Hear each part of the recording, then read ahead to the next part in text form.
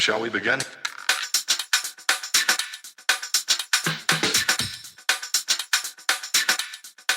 Let's begin now. All right, folks, welcome back to a brand new episode of the Frankly Francisco podcast. I have been off for a while, dealing with one of the hardest things I've ever had to do in my life, which was watch my mother take her last breath. My mother, Ruth Estela, passed June 7th at 9:43 at night. I held her hand as she took her last breath, and it has been a surreal experience ever since. It has pretty much left me scarred a little bit. Watching somebody's light extinguish from their body, then having to bury her a week later, and knowing that it'll be the last time I, physically see her. I've took some time off of work. I was off for 2 weeks. It's never enough time to heal. It's never enough time to get back to how things were. And it's going to take a long time before that ever happens again. And not being able to hear her voice anymore, her sending me messages and her telling me how much she loved me and how proud she was I am of the man I am and the father that I am is going to be one of the hardest things because, you look forward to those things. Sometimes it's not the big things that matter, it's the little things. My mom had a unique way of dealing with her kids. I'm one of two other brothers. I'm the middle. I have my older brother, my younger brother, and she had a certain relationship with each of us in her own way. You love your kids all the same, but you love them different at the same time because your relationships are not going to be the same because it's all different personalities. I have a lot of stuff that a lot of the personality that my mom had, strong-willed.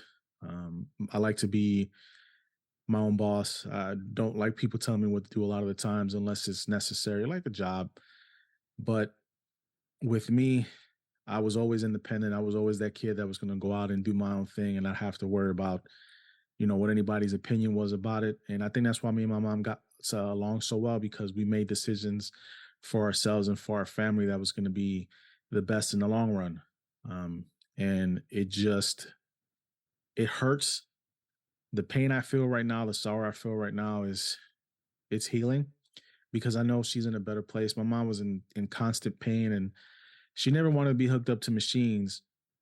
And when I saw her hooked up to those machines, I knew that's not what she wanted. So at 4 o'clock in the morning is when I got to Ohio. I had left the day before, Thursday, drove all night to be by her side. Got there at 4 o'clock in the morning. She was still under sleeping. She didn't see me till in the morning time. And when I got there, she stared at me when she woke up and just stared at me for a little while and just kept staring. She couldn't talk. My mom couldn't talk. All she could do is, give me her expressions with her eyes and just look at me, looking at her son. I made it all the way down there and I flew down there, left my family behind because I had to be with her because we didn't know what was going on.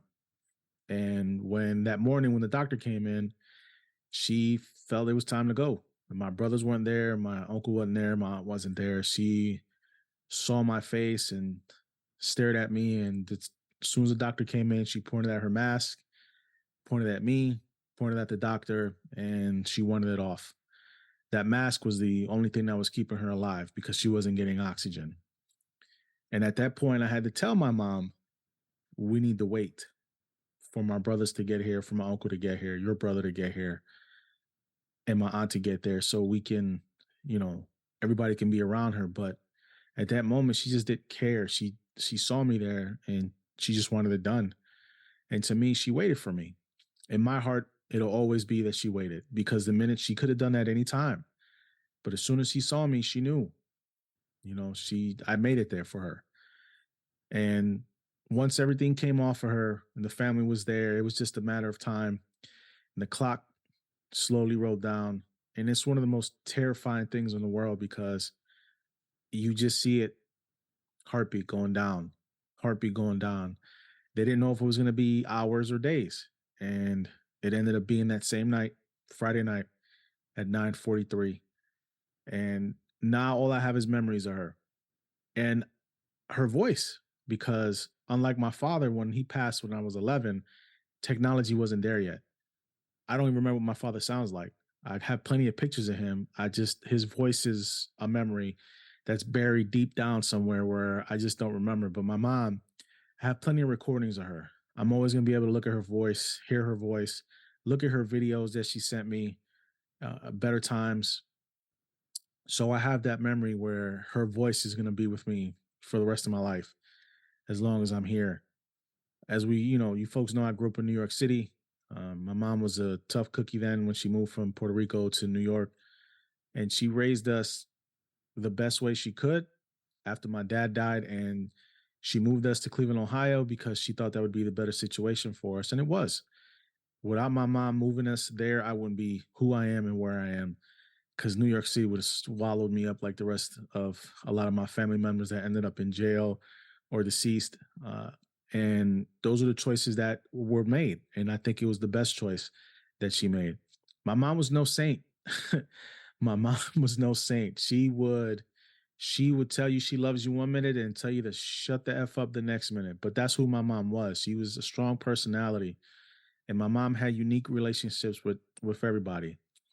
She can love you to death and she would do anything for you if she could, but if you betrayed her, she'd cut you off like you never even existed. And that's a lot of that stuff. How I am, I get that from my mom too. We can be friends for years, but if you F up, I cut you off like you don't exist. Just like, I cut family off like they don't exist either. It's not hard for me. And I got a lot of that from my mom. My mom was very quirky when it came to certain things. My mom was never an affectionate person like that when I was younger, is because she didn't get that affection herself when she was younger from her mother. But my mom tried. My mom tried, and she would bite us when she used to see us. She would bite our cheek, and my mom would show us affection in the way she would feed us. Even now, even when I was going to see her before she got really sick, she would cook. And my sick as she would still get up and she would cook, knowing that we were coming to Cleveland, driving from here. And I've been in South Carolina for almost 5 years now.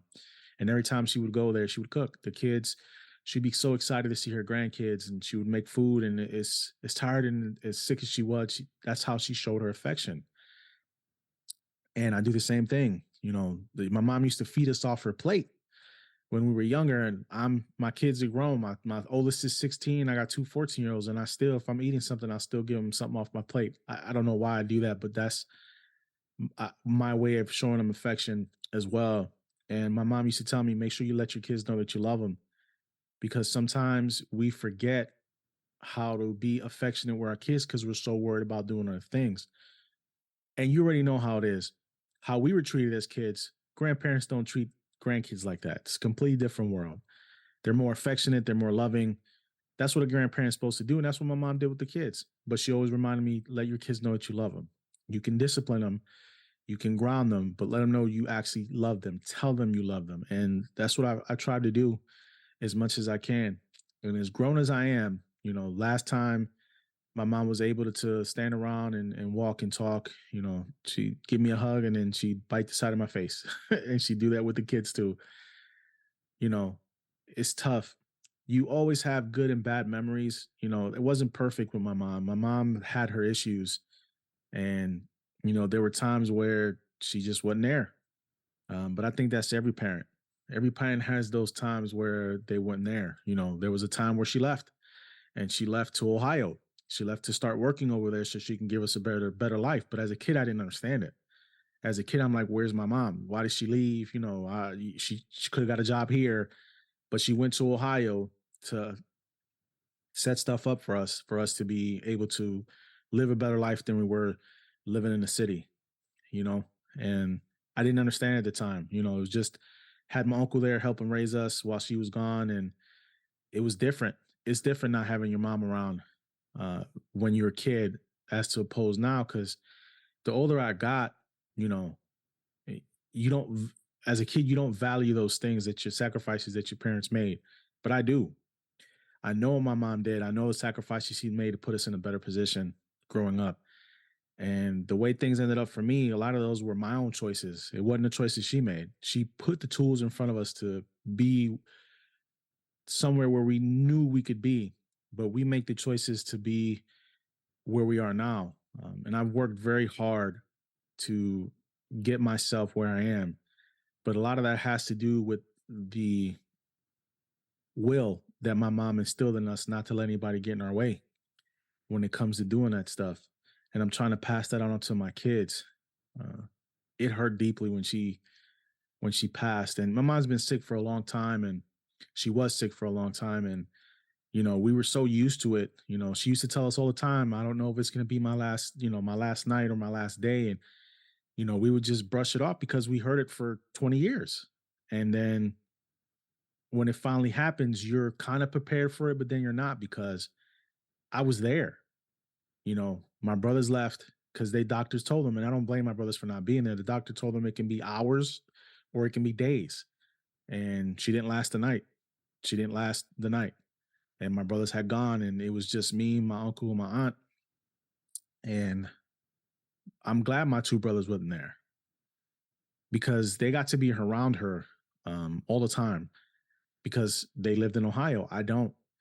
So to be there with her, to hold her hand in those final moments, as devastating as it is, it's one of those things that I can keep with me for the rest of my life, knowing that I was by her side, holding her hand, and knowing that she's resting now, and she's in a better place. My mom was frail. Her hands were so thin and see through. You could see the bones in her hand. You know, her face didn't look the same. She couldn't speak because of the tube. Previous 2 weeks, she was incubated and had a tube down her throat, so it might have affected the way she was speaking. My mom was special, and she was special for a lot of reasons. She was special because she devoted her life as she got older. She changed her life. She devoted her life to Christ, and she got really involved in her church. And she felt such joy with that. She would volunteer at the church in the kitchen. My mom could throw down in the kitchen, boy, I tell you. She volunteered in the kitchen. She was a deacon for her church. She enjoyed it. She took Christ into her heart, and she really lived that life. But she knew she was a sinner too, because like I told you, my mom would tell you I love you, and she'll wish good things for you, but she'll tell you to F off if you got on her nerves. That's just the way my mom was. My mom wasn't fake.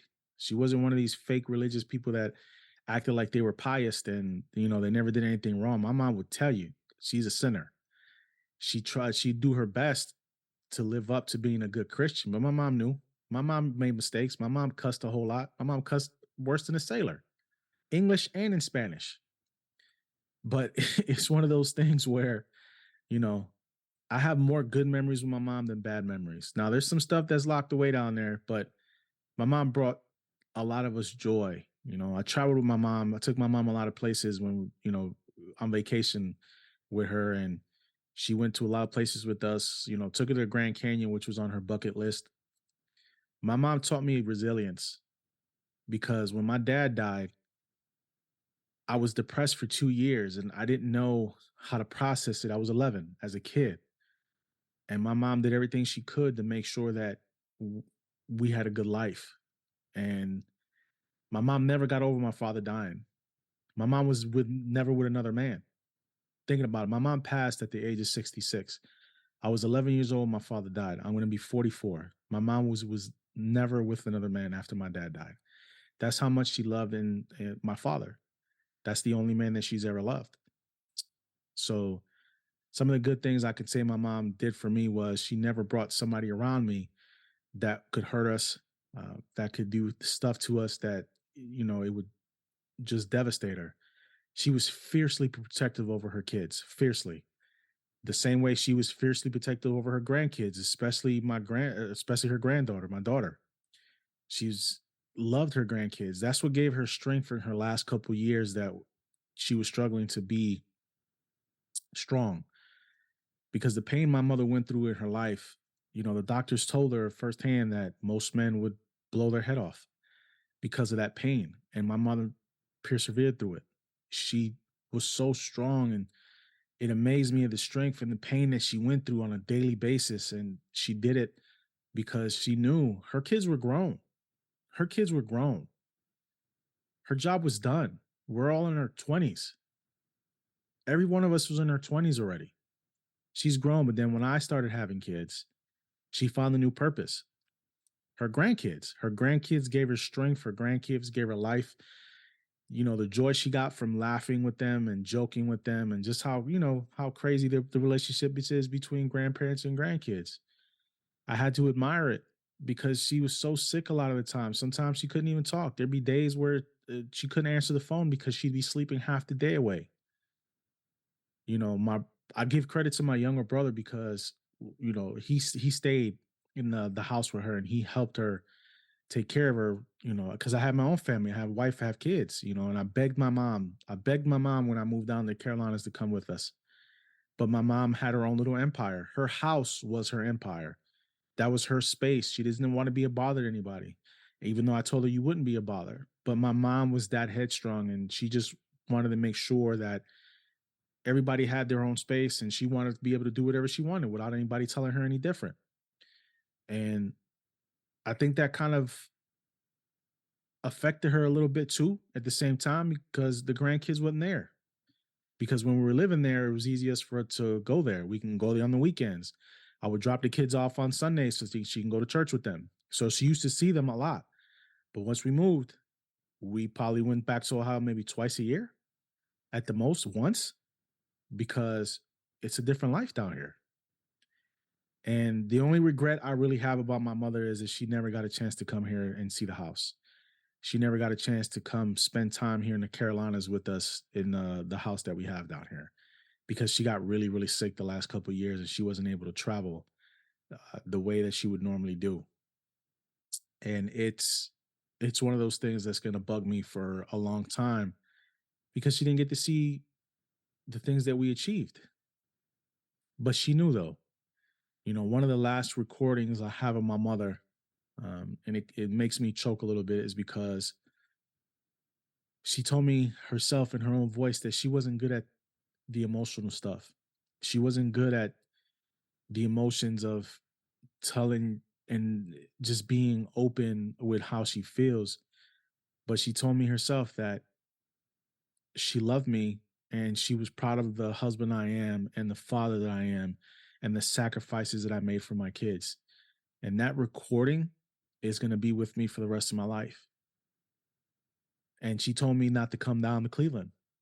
And the last time that she was fully aware and awake, told me not to come to Cleveland because if it was going to be that bad, I'd be the first phone call she makes.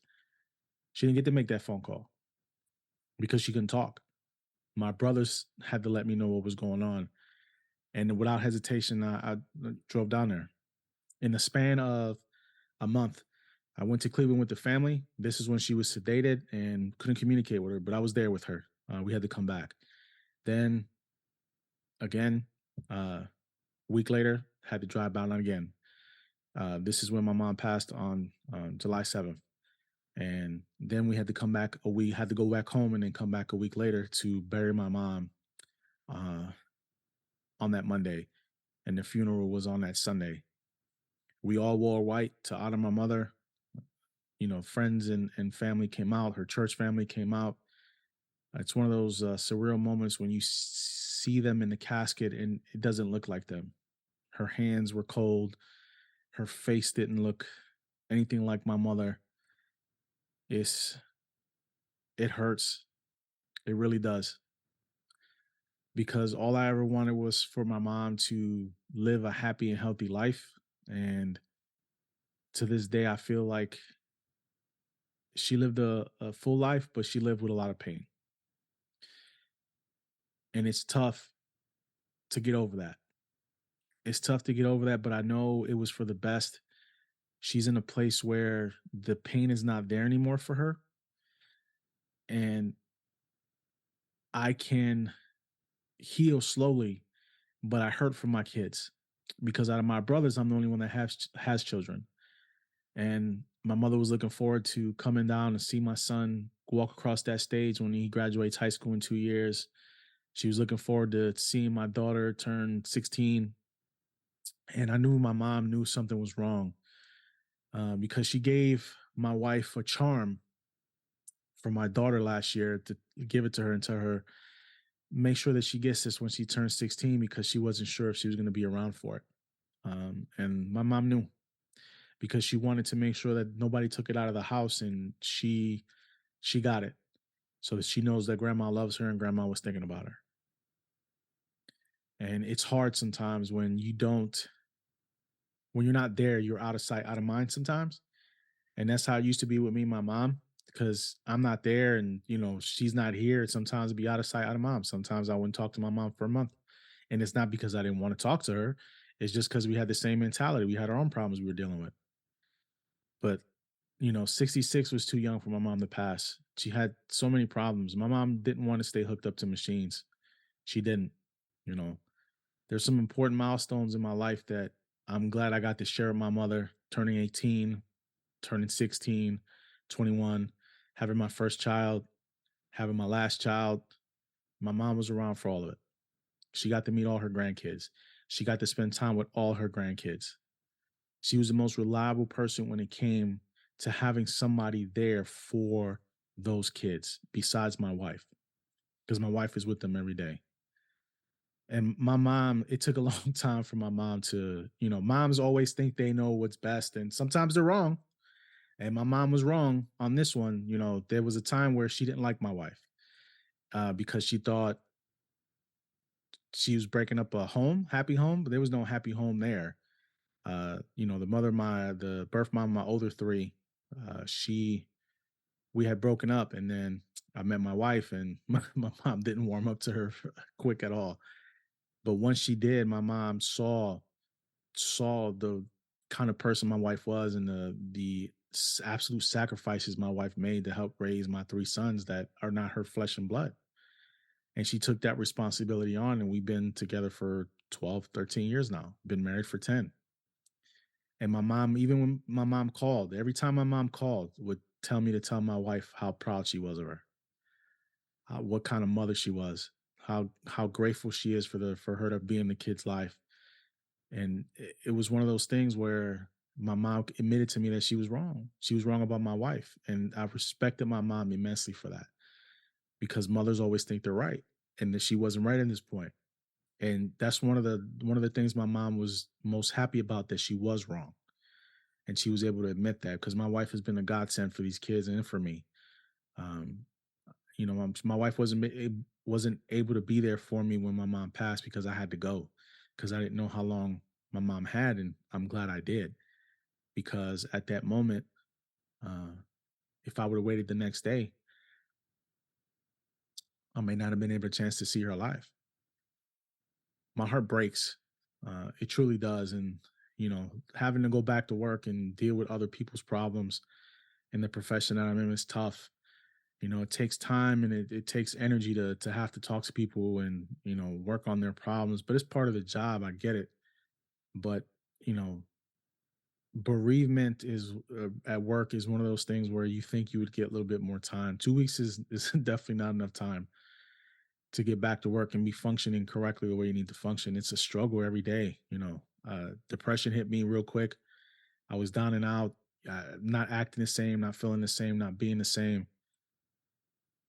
But everything happens like it's supposed to. The one thing my mom told me that she really wanted me to do was continue this. She wanted me to continue to do this. And it's been a hard year. It's been a hard year for this. It's been a hard year for the podcast. But my mom wanted this for me. She wanted me to continue to do this because she felt I was good at this. And this is a hard game to be in if you're not talking controversy, if you're not causing problems or edging people on. That's not what I do. I just try to have good conversations with people, and eventually it'll pay off. It may take a little longer now, but because I haven't been steady with it this year because of all the issues I've been going through. But I want to continue to do what I'm doing. I love this, and the fact that my mother, my biggest fan was my mom, and anything that I did, my mom was my biggest fan. From doing security for 12 years now to getting into finance, she was my biggest fan. She knew I can do anything I wanted to. It just took me a long time to get where I needed to go because I was lazy. I wanted the fast way. I wanted the easy money. But that's not how it works, man. Some people are lucky. Don't get me wrong. Luck plays a lot into it. I got lucky by getting my foot in the door in the finance. I was doing security and I was able to get my foot in the door and my career's taken off since. But you always need somebody to root for you. My mom was my biggest supporter, my biggest supporter out of everybody, besides next to my wife, obviously. My wife is with me all the time. And now my wife is my number one supporter, but my mom was my biggest supporter. She would let me know what she thinks I'm doing wrong, what areas to improve in. Um, and I listen. As a kid, when your parents do that, you don't listen. But as you get older, you see it, what they were trying to do. You see what they're trying to instill in you and do what they need to do. I will always miss my mother. I will always love my mother. There was no other woman like my mother. There will never be another woman like my mother. There is no mother figure out there that can take her place because I had a full life with my mother. Ruth Estela, I love you. I know we'll see each other again someday. But for now, I have to continue on and be strong for my kids, be strong for my wife. Make sure to let my brothers know that they're not alone. They still have us. They still have me. They still have a niece and they still have nephews. That just because my mom is not here doesn't mean we need to split the family apart. Because what happens is when the matriarch normally passes in a family, depending how fractured the family is or how together the family is, everybody goes their own way. Just like when my grandmother passed. When my grandmother passed on my father's side, man, that was a whole thing. And a lot of people went their own way. A lot of people did their own thing. And it's not, because some cousins still talk to each other. Some cousins are close. Sometimes they have group gatherings, but it's like out of sight, out of mind, you know? And I'm just hoping that doesn't happen. And I'm hoping that, my brothers know that I'm here because that's what my mom would have wanted. That's the one thing my mom would have wanted. That's the one thing I try to instill in my sons too. At the end of the day, all you have is each other. And I want my brothers to know that I'm here for them and I will always be here for them, whether we talk or not. Just like brothers, we fight.